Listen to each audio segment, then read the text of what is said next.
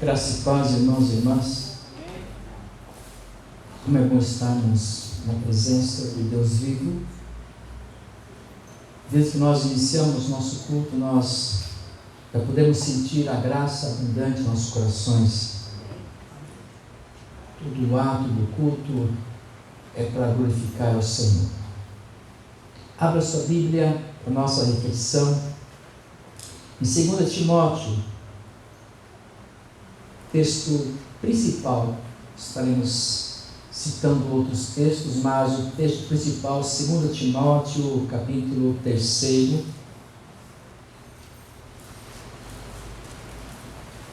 Mesmo sentados, mas com reverência, abramos os nossos corações e olhos espirituais para a palavra bendita do Deus vivo.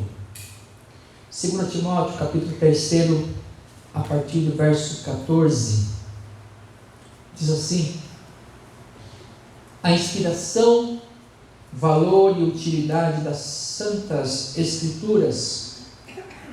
Tu, porém, permanece naquilo que aprendeste e de que foste inteirado, sabendo de quem o aprendeste, e que desde a infância sabes as sagradas letras que podem tornar-te sábio para a salvação pela fé em Cristo Jesus. Toda a Escritura é inspirada por Deus e útil para o ensino, para a repreensão, para a correção, para a educação na justiça, a fim de que o homem de Deus seja perfeito e perfeitamente habilitado para toda boa obra. Até aqui. Feche seus olhos. Pai querido, quero te agradecer por esse momento especial em que o Senhor renova conosco a tua aliança e nos reúne, Senhor Deus, neste santo lugar, elegido para a honra e glória do teu nome, Jesus, para meditarmos na tua palavra, para louvarmos o teu nome, Senhor Deus, para em culto te adorarmos, invocarmos a tua graça, Senhor Deus, e sermos edificados. Queremos ser abençoados agora, Senhor Deus. O Senhor conhece-nos na intimidade, sabe o que nós somos, o que nós precisamos, aquilo que nós fazemos e deixamos de fazer, e nós precisamos da tua instrução, da instrução da tua palavra, que é o teu poder. Que o Senhor nos enriqueça, Deus, nessa hora de culto. Por Cristo Jesus, o nosso Senhor, é que nós oramos, agradecidos. Amém. Igreja, nós hoje, primeiro domingo de outubro, e outubro é um mês especial, particularmente para nós, protestantes reformados.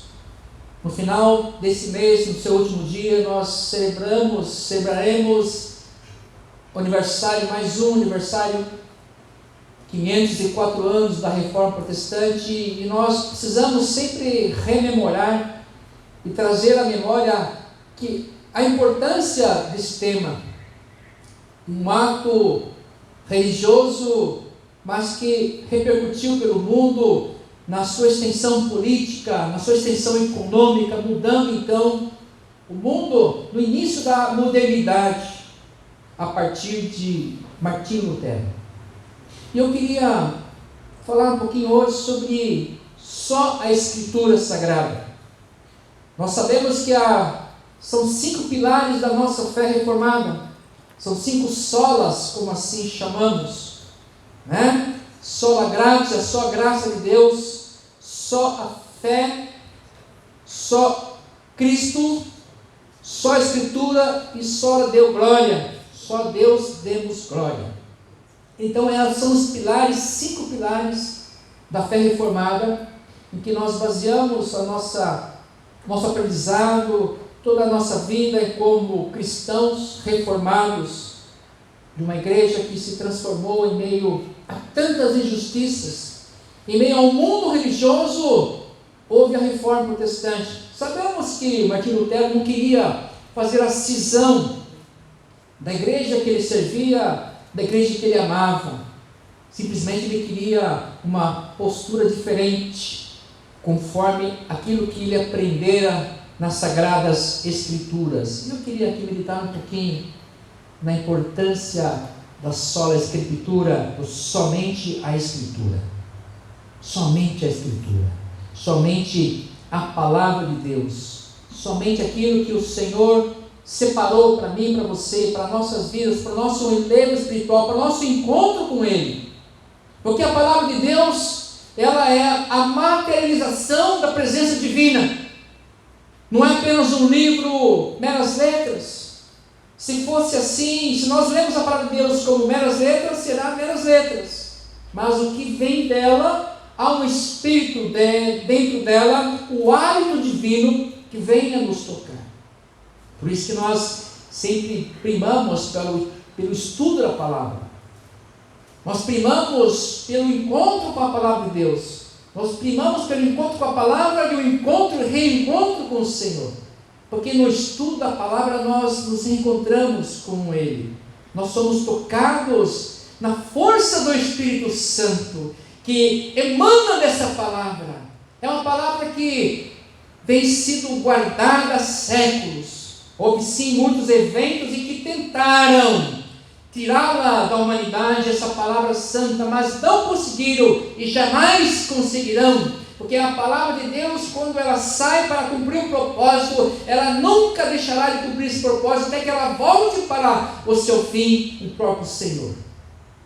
Nós sabemos que a palavra de Deus é o que nós precisamos, sabemos que a palavra de Deus é o que formou tudo e continua formando.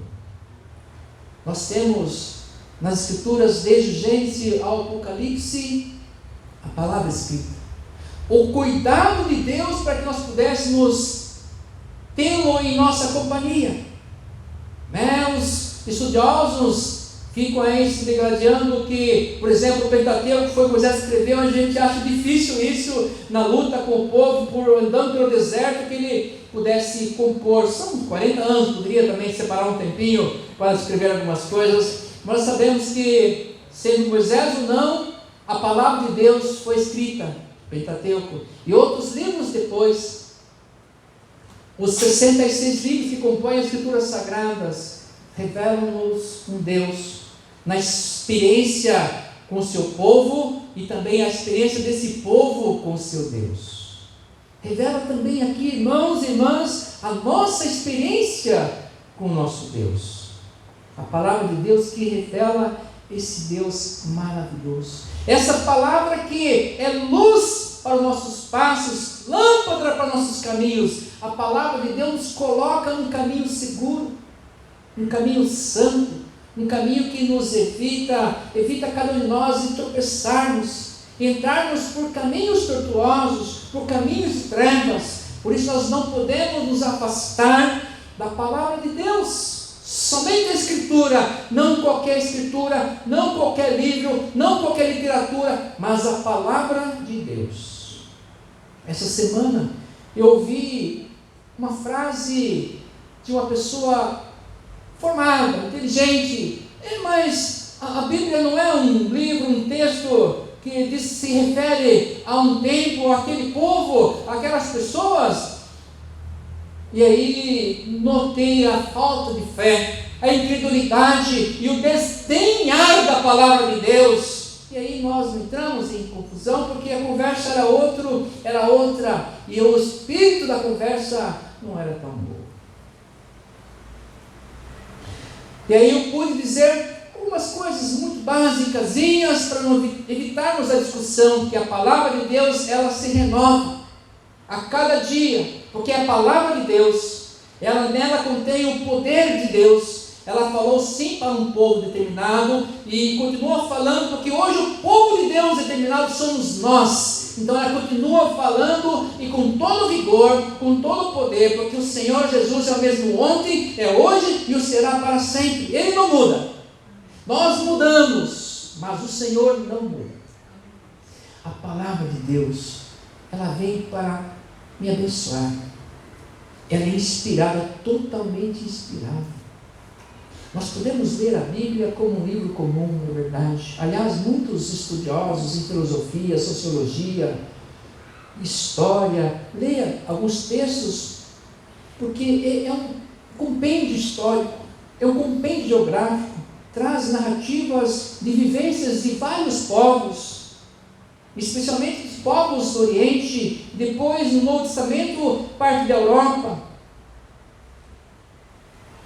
Mas são palavras que vêm para nos abraçar, para trazer a mim e a você um momento de comunhão com Deus, um momento de comunhão da nossa alma, do nosso espírito com o Espírito Santo de Deus. A palavra de Deus, ela foi registrada assim, ao longo de muitos anos, e desde os primórdios, desde a antiguidade, em que o Novo Testamento ainda não existia, mas o Antigo Testamento já existia, era lido nas sinagogas, nas reuniões dos crentes daquele período, onde ali eles cultuavam o Deus vivo, e aguardavam a profecia serem cumprida, porque Jesus já estava sendo vislumbrado no Antigo Testamento. Mas quando ele chegou, parece que como ele não chegou, parece que continua esperando Jesus Cristo ainda.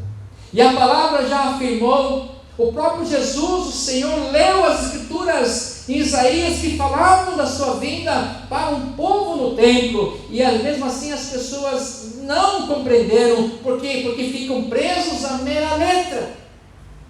É aquilo que o apóstolo Paulo vai falar mais tarde, que a mera letra pode matar, pode separar. Porque se nós não entendemos a palavra de Deus como palavra de Deus, uma força espiritual, nós vamos lê-la como qualquer livro histórico, sociológico, geográfico, como qualquer outro. Aliás, uma peculiaridade especial, difícil de entender. Tem umas palavras muito eruditas, há umas palavras assim que não é do nosso tempo, precisamos reavaliar, precisamos trazer a Bíblia para o nosso contexto atual, precisamos fazer uma nova linguagem, e nós temos variadas, umas mais absurdas do que outras. Tem Bíblia para todo mundo hoje. Mas por isso que ainda permanece aí o desafio de nós entendermos a palavra de Deus para aquele povo, o que Deus queria ensinar para aquele povo e o que quer ensinar para nós hoje. É uma palavra fantástica que continua ensinando, que continua nos mostrando um caminho de luz, um caminho de paz, um caminho de salvação, porque toda palavra ela aponta para Jesus. Toda palavra que começa lá no Gênesis, em que o Espírito de Deus andava sobre a face disforme da terra, e aí Deus falou assim: haja luz. Deus falou, a palavra dele veio e houve luz, e aí começou a formar tudo, a criar tudo, e tudo que existe hoje, a palavra de Deus foi criando tudo, criou a minha, criou você depois. E aí ele veio ordenando a nossa caminhada ao longo dos séculos. E hoje nós queremos desmerecê-la, a palavra de Deus registrada, nós queremos desmerecê-la?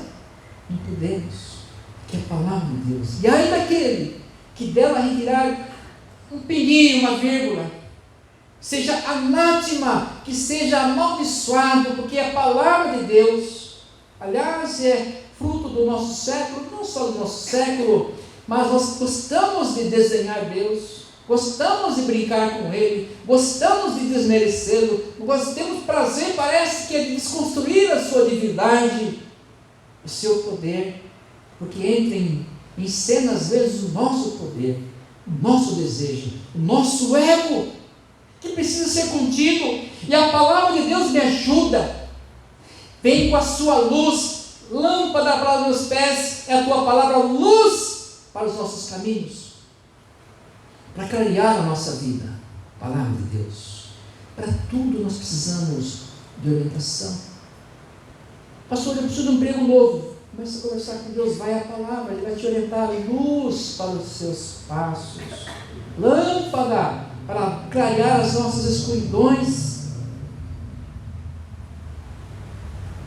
A palavra de Deus é a base de tudo na nossa vida. Por isso que a base da nossa fé é formada somente a Escritura. Nós temos lido algumas coisas que plagiam a Escritura, às vezes dão a validade, fazem citação, mas às vezes não.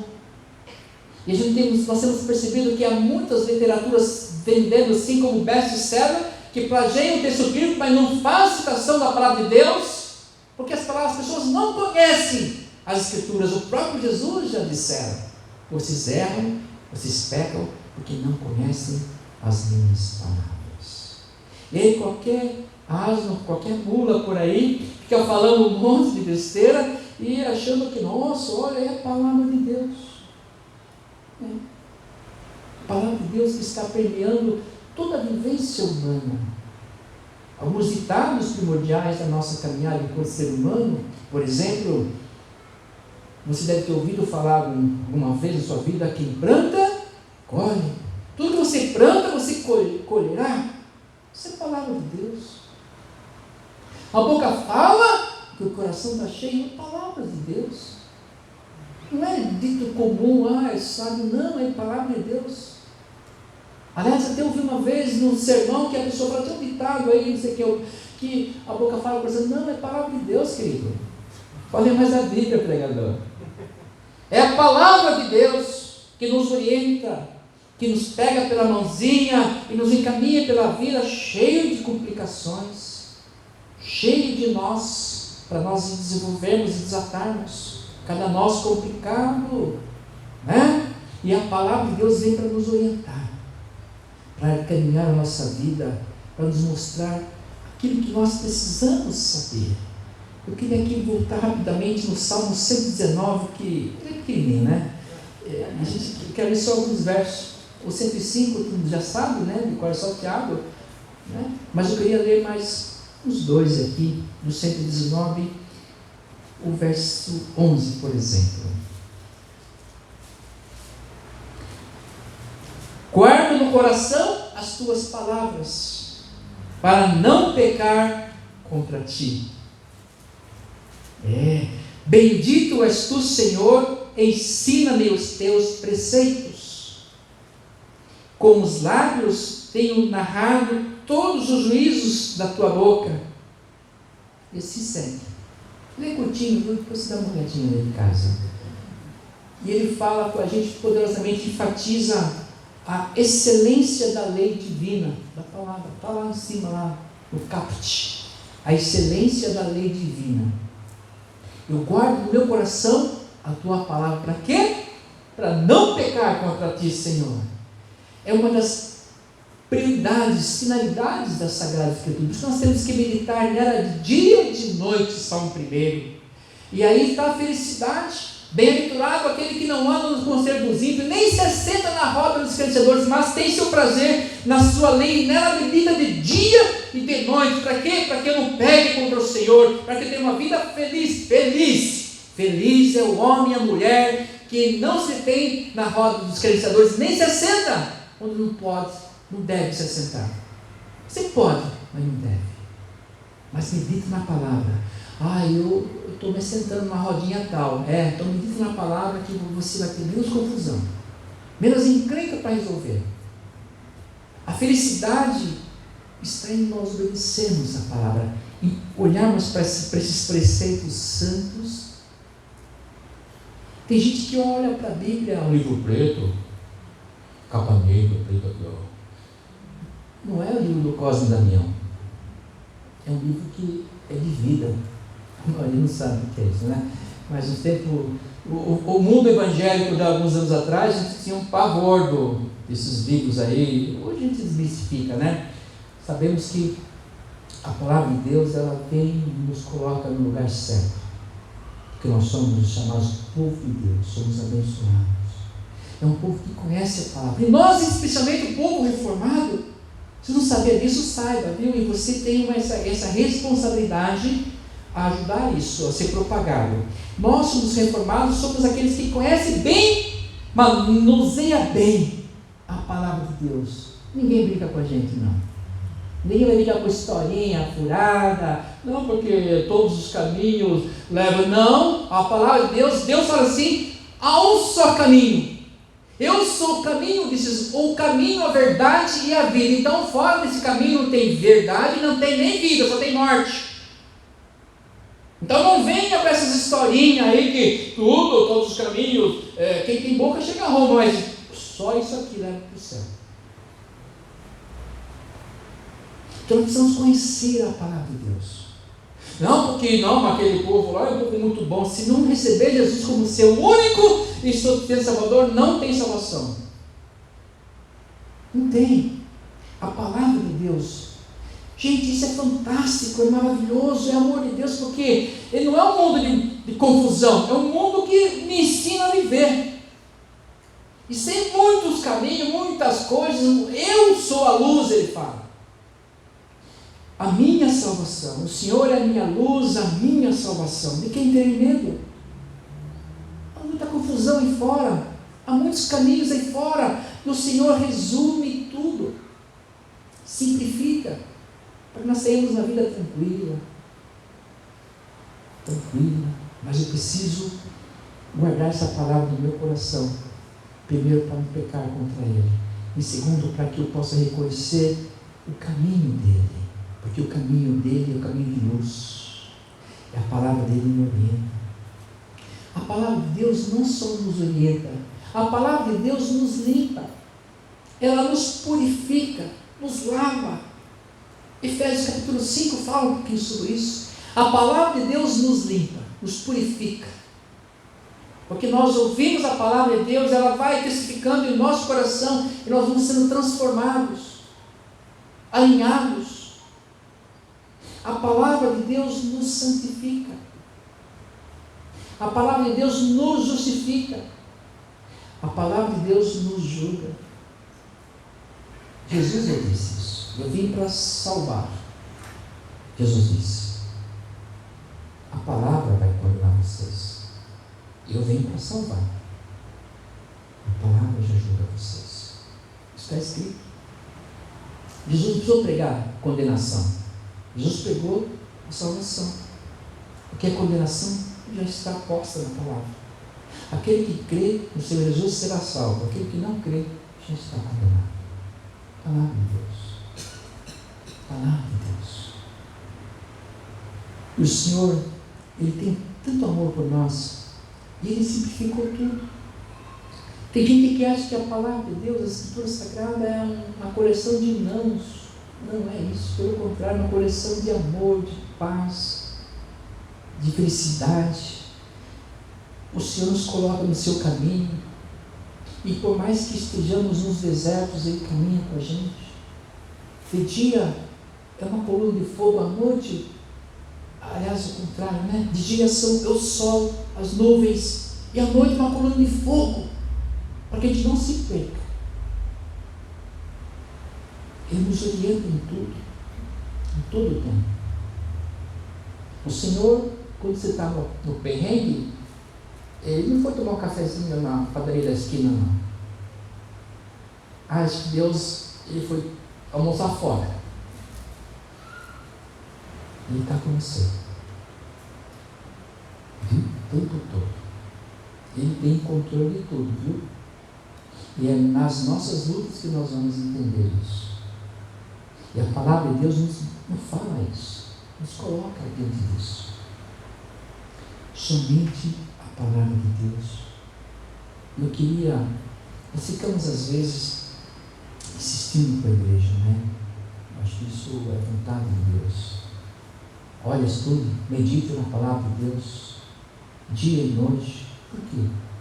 Porque a gente sempre vive fugindo, sempre desgarrando, né? Aquela ovelhinha que sai de um buraco, cai no outro de novo, no buraco na frente, vai cair no buraco e buraco, né? Nós somos um pouco assim, mas o Senhor é o nosso pastor.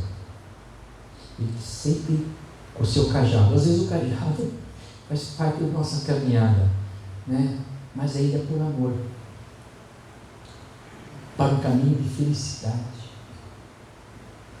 A felicidade que nós queremos não está em seguir os nossos princípios, a nossa vontade, os nossos desejos.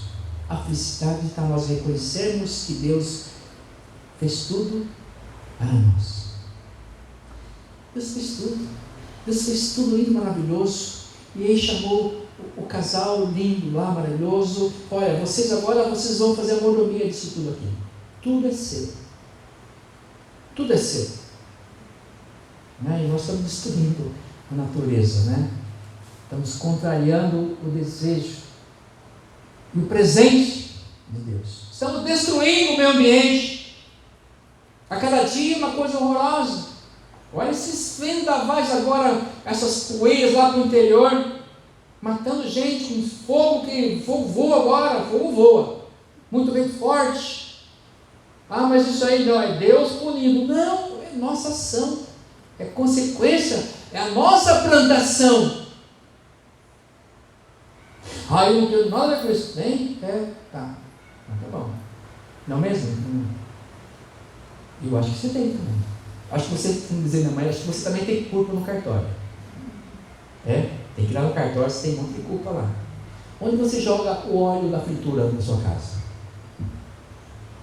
Você recicla seu lixo em casa?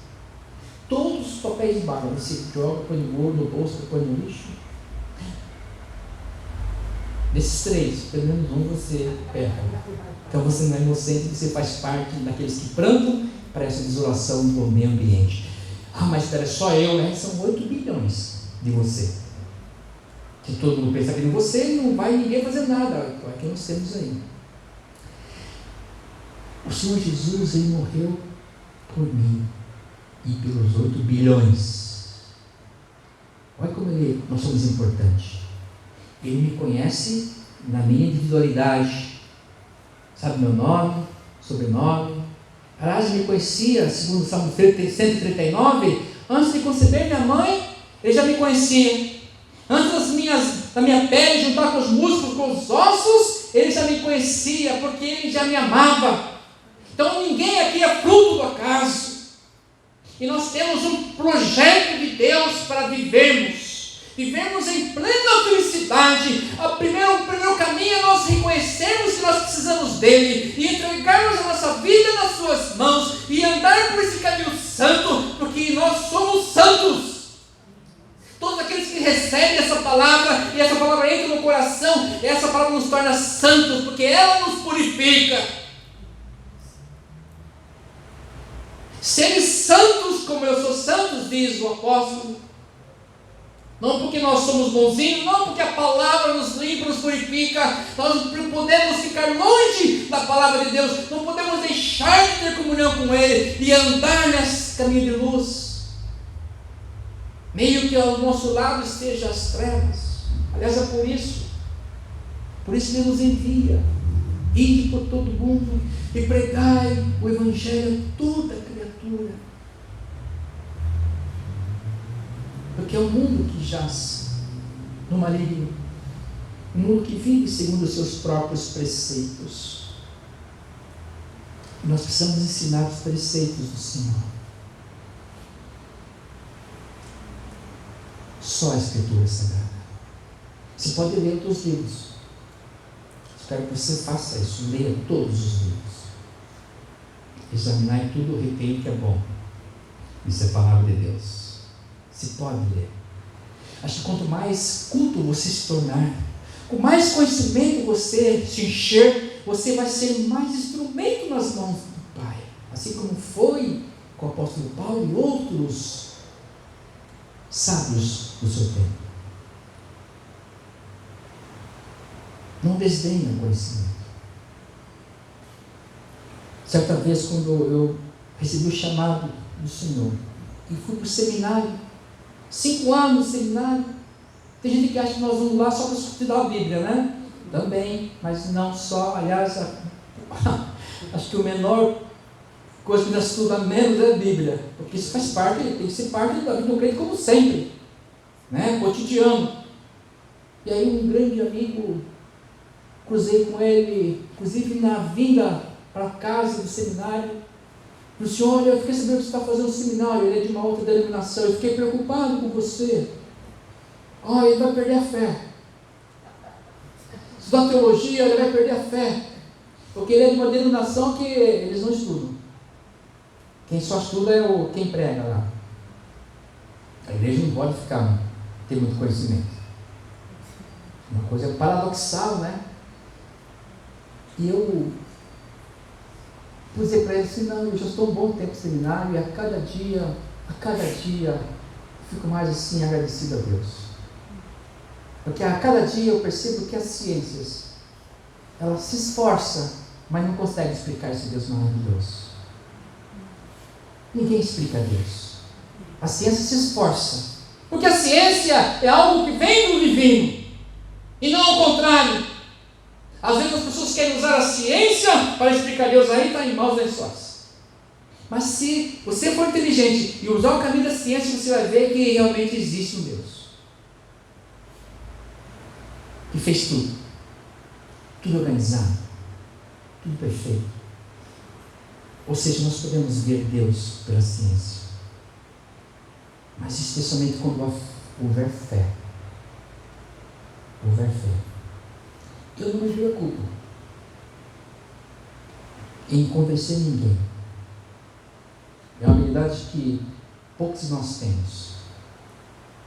Porque eu sei que o principal convencimento é do Espírito Santo de Deus.